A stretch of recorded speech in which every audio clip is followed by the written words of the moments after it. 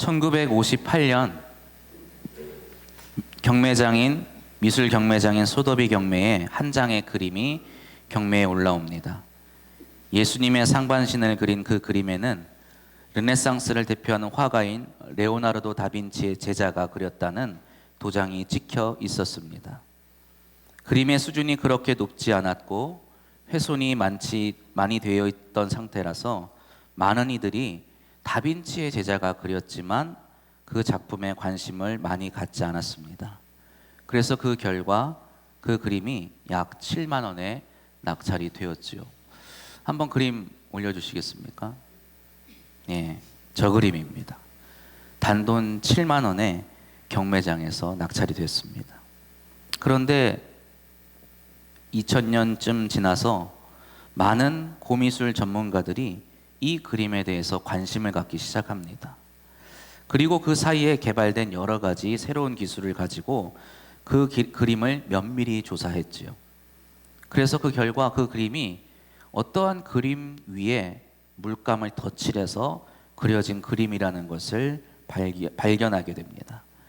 그리고 약 10년간 그 그림이 힘겹게 복원이 되고 그 결과 그 그림이 레오나르도 다빈치 제자가 아니라 본인이 그린 그림이라는 것이 밝혀지게 되죠. 이후 뉴욕의 한 경매에서 다시 그 그림이 경매에 오르게 되었고 지금까지 그거보다 더 비싼 값에 팔리지 않은 최고가인 4억 5천만 달러, 우리나라 돈으로 대략 계산해 보면 한 6천억 원이 넘는 아주 높은 가격에 낙찰이 되지요. 이 그림이 바로 레오나르도 다빈치가 그린 살바토르 문디, 우리말로 세상의 구원자라는 이름의 그림입니다.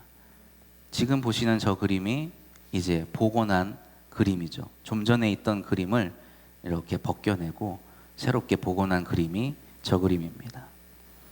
이 그림은 그 진위가 알려지기 전에는 불과 몇만 원에 불과한 아주 가치 없는 그림이었지만 우여곡절 끝에 사실상 돈으로 가치를 매길 수 없는 아주 귀중한 그림 중에 하나가 되었습니다. 다행스러운 것은 요즘 세상이 워낙 좋아져서 인터넷을 이렇게 검색해 보면 저 그림을 누구나 볼 수 있습니다. 심지어 박물관에 가서 진짜 보는 것보다 더 가까이 자세히 그리고 오랫동안 볼 수 있지요. 저 그림은 심지어 박물관에 전시조차 안 하고 있습니다. 세상에서 제일 부자라고 불리우는 사람이 혼자 가지고 있다고 합니다. 인류 역사에 귀중한 많은 것들이 그 가치를 드러내지 못한 채 그대로 사라지기도 하고 또 한편으로는 뜻밖의 일들로 그 가치를 인정받게 되어서 세간에 알려지게 되고 세상에 많은 영향력을 끼치기도 하지요. 오늘 우리가 읽은 에베소서 이 말씀은 에베소 교회에 보내는 서신이지만 에베소 교회가 당시 처했던 문제라든지 에베소 교회에서 일어났던 특정한 상황들이 크게 드러나지 않습니다. 그래서 우리가 에베소서를 읽을 때면 이 에베소 교회에 보내는 바울의 서신이라고 읽혀지기보다는 우리에게 보내는 하나님의 말씀으로 더 가까이 쉽게 와닿는 편입니다. 에베소서를 읽는 우리는 이 말씀이 우리의 신앙의 정말 기초를 이루는 귀한 말씀으로 우리가 받아들일 수 있게 되어지는 것이죠. 바울은 우리에게 아주 놀라운 일이 일어났다고 말합니다. 바울은 우리에 대해서 과거로부터 미래에 이르기까지 많은 일들이 일어났는데 그것에 대해서 차례대로 설명하고 있지요.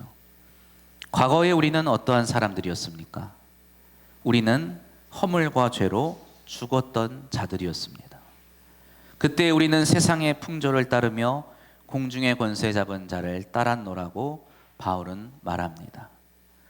지난주 새신자 교육에서 우리 성도님들과 함께 공부한 내용이지만 공중의 권세 잡은 자, 곧 사탄의 영향 아래 살아갔던 것입니다. 사탄의 권세는 유대인과 이방인, 헬라인과 야만인, 서양인과 동양인을 구분하지 않고 모두를 그 아래 굴복시켰습니다. 바울은 분명하게 말합니다.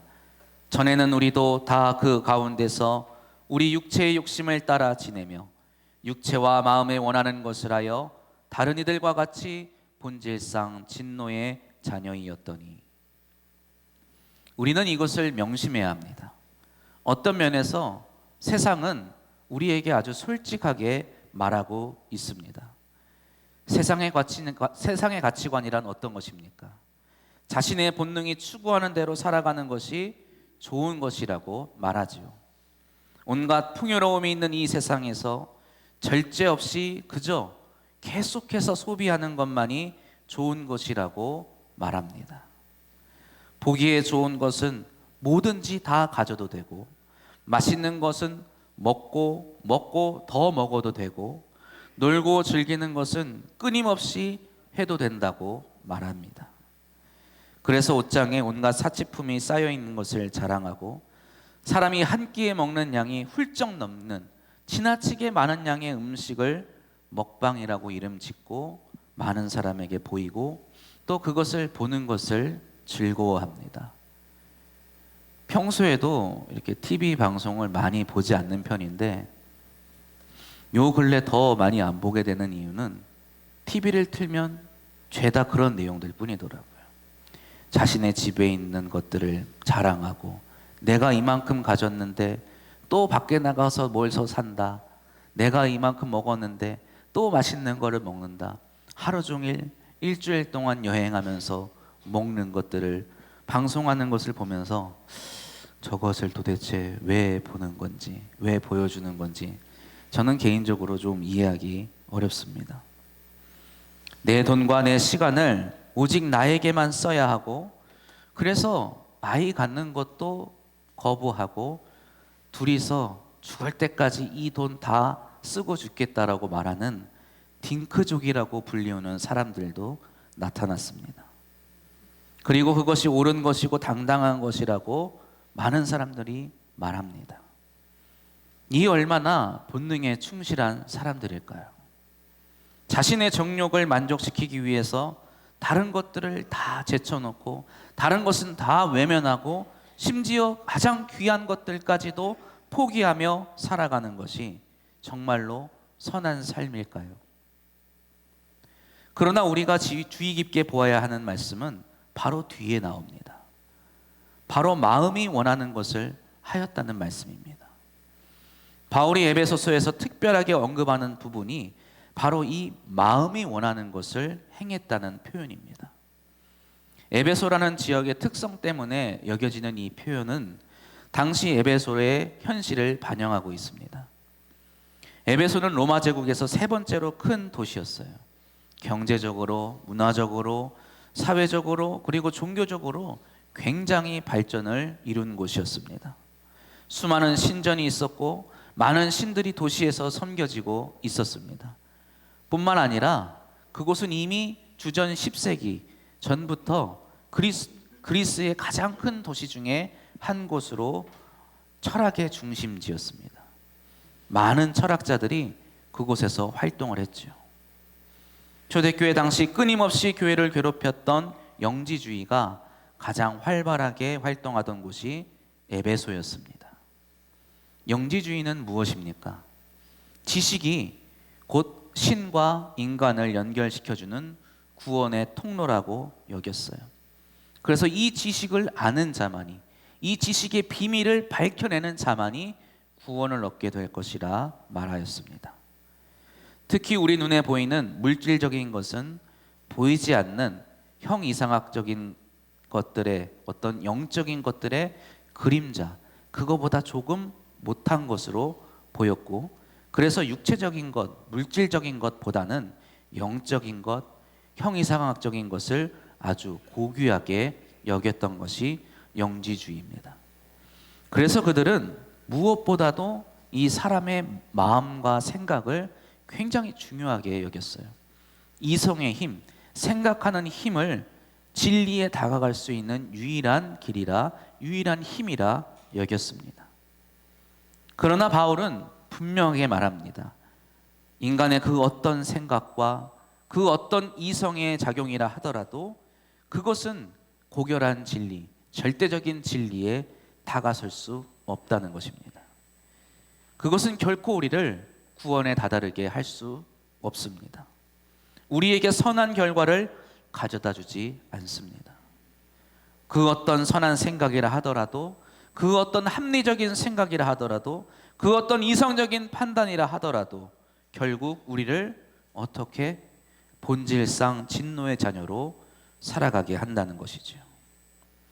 내 가족이, 또 내 사랑하는 사람들이, 또 내 이웃이 예수를 구주로 믿지 않는다고 하여 걱정하지 마십시오.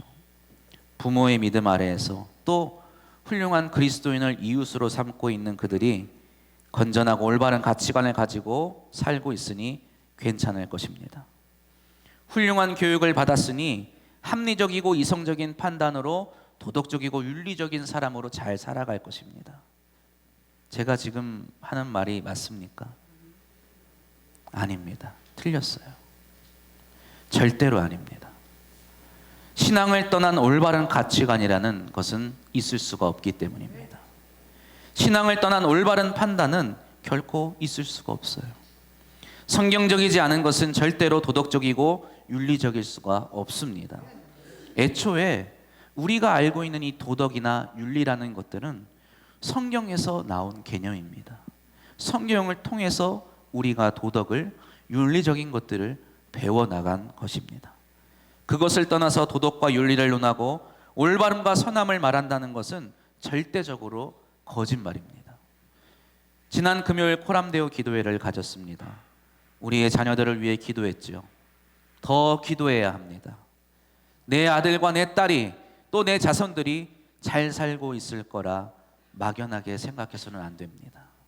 잘하고 있겠지, 잘할 거야, 막연하게 기대하지 마십시오. 그리스도를 떠나서는 결코 잘할 수 없습니다. 그리스도를 떠나서는 결코 잘 될 수 없습니다. 그것이 잘하고 있다고 보여지면, 그것이 잘 된다고 보여지면 그건 정말 이상한 일입니다. 공중의 권세 잡은 자가 그를 결코 놔둘 리 없습니다. 그의 삶을 집어삼키고 더럽히고 망가뜨리고 찢어버릴 것이기 때문입니다. 만에 하나 그렇지 않을 경우가 있다면 우리는 굳이 예수를 구주로 믿을 필요가 없어요. 우리에게 그리스도 외에 일말의 가능성이라고 있다면 결코 하나님은 우리에게 예수 그리스도를 보내주지 않으셨을 것입니다. 결코 그의 사랑하는 독생하신 아들을 십자가에 못 박혀 죽게 하지 않으셨을 것입니다. 그러나 하나님은 우리를 아십니다. 우리를 불쌍히 여기신다고 성경은 말합니다. 왜요? 우리 스스로는 절대로 어떠한 가능성도 없음을 아셨기 때문입니다. 그렇게 스스로 허물로 인하여 죽을 수밖에 없었고 실제로 바울이 말한 바대로 죽었던 우리를 하나님이 친히 구원하셨습니다. 바울은 이 구원이 전적으로 하나님의 하신 일이라고 선언합니다. 오늘 본문 말씀 8절과 9절 말씀 우리 함께 봉독하겠습니다. 에베소서 2장 8절 9절입니다. 너희는 그 은혜에 의하여 믿음으로 말미암아 구원을 받았으니 이것은 너희에게서 난 것이 아니요 하나님의 선물이라. 행위에서 난 것이 아니니 이는 누구든지 자랑하지 못하게 함이라. 아멘. 그 누구도 스스로를 구원할 수 없습니다. 그 누구도 구원의 문제에서만큼은 자랑할 수 없다고 바울은 말합니다. 구원은 오직 하나님께 있음을 믿으시기를 바랍니다. 구원은 오직 하나님만이 하실 수 있는 것입니다. 우리의 전적인 타락, 전적인 무능 때문입니다. 그런데 덧붙여서 바울은 우리에게 은혜로운 말씀을 전하고 있습니다. 우리는 때때로 이 진리의 말씀을 잊을 때가 있습니다. 그래서 오늘 다시 한번 이 말씀을 붙들기 원합니다. 에베소서 2장 10절 말씀 우리 함께 봉독하겠습니다. 우리는 그가 만드신 바라 그리스도 예수 안에서 선한 일을 위하여 지으심을 받은 자니 이 일은 하나님이 전에 예비하사 우리로 그 가운데서 행하게 하려 하심이니라. 아멘. 우리는 그가 만드신 바라. 우리를 하나님께서 구원하시는 가장 큰 이유는 바로 우리가 바로 하나님께서 만드신 작품이기 때문입니다. 만드신 바라고 조금은 좀 어색하게 번역된 이 헬라어는 포이에마라는 단어입니다. 작품, 창조물이라는 뜻을 가진 단어입니다. 바울이 여기에서 의미하고 있는 것은 우리가 새 사람으로 거듭났다는 것을 의미하는 것만이 아닙니다. 바울이 이렇게 좀 중의적인 표현을 쓰는 이유는 바로 바울이 생각하는 바가 우리가 예수 믿고 거듭난 것, 예수 믿고 새롭게 태어난 것만을 생각하고 있지 않기 때문이죠. 그는 태초에 일어난 일을 생각하고 있는 것입니다.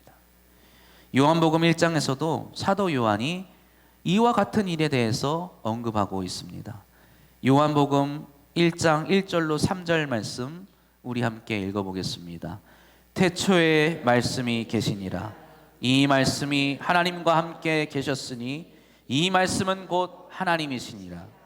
그가 태초에 하나님과 함께 계셨고 만물이 그로 말미암아 지은 바 되었으니 지은 것이 하나도 그가 된 것이 없느니라. 아멘. 오늘 본문에서 바울이 말하고 있는 바가 바로 이거예요. 우리는 하나님께 지음받은 존재들입니다. 그러나 그 태초에 하나님께서 우리를 사람을 창조하실 때에 말씀이신 성자도 계셨다고 성경은 말하고 있습니다. 하나님은 그 말씀으로 우리를 창조하셨습니다. 우리 하나님의 작품인 우리를 바라보시면서 하나님은 만족하셨노라고 성경은 기록하고 있어요. 예수 그리스도, 말씀이 육신이 되신 그 예수 그리스도를 통하여 그 그리스도와 함께 우리를 창조하신 이가 바로 하나님이시라는 말씀입니다. 그러나 곧 이어 창세기는 우리가 죄와 사망으로 얼룩졌다고 말합니다.